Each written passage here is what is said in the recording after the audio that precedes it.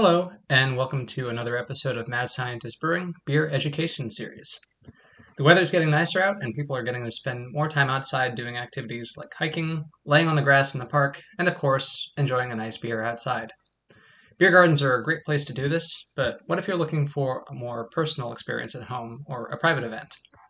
Sure, you can grab some cans and bottles to enjoy with those friends in the backyard, but there's something about pouring draft beer that just hits different. This video takes a look at some options for temporary draft systems and how they might be utilized. So the simplest system that most people are familiar with are hand pumps, which utilize a picnic tap connected directly to a keg for service.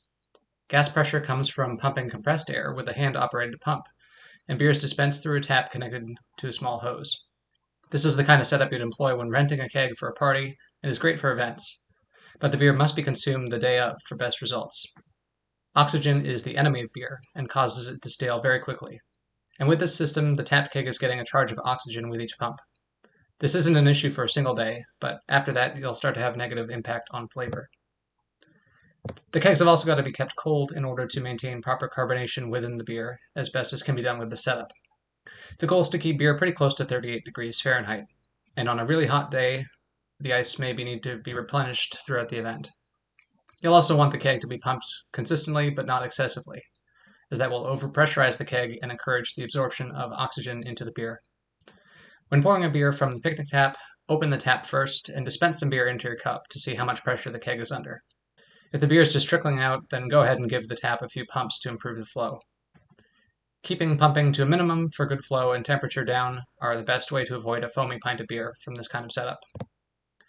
There are also some improved tap designs that utilize single-use CO2 cartridges with a built-in regulator, and may also include a traditional vented faucet mounted on a stainless steel beer line.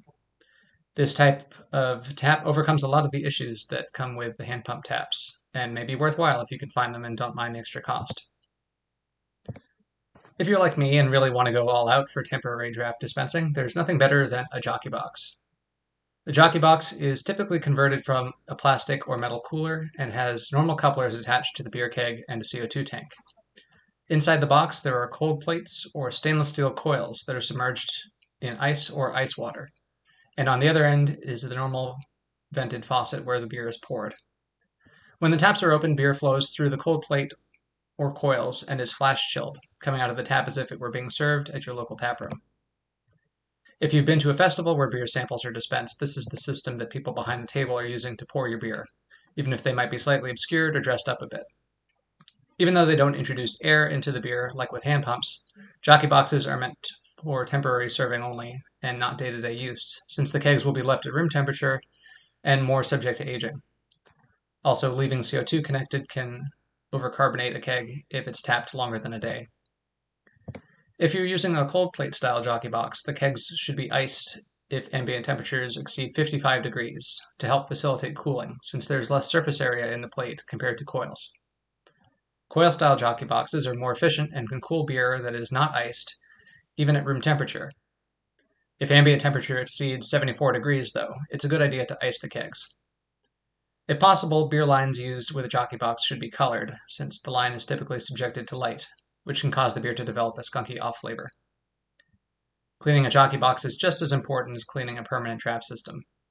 It should be cleaned immediately after use, as it's almost impossible to remove mold and biofilm from cold plates and coils, or that has had old beer sitting in the lines.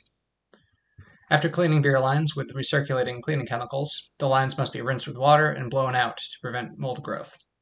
And if possible, the beer line should be hung up to remain dry. Whether a jockey box or a picnic tap, being able to enjoy draft beer on your own terms is a great feeling and is sure to impress.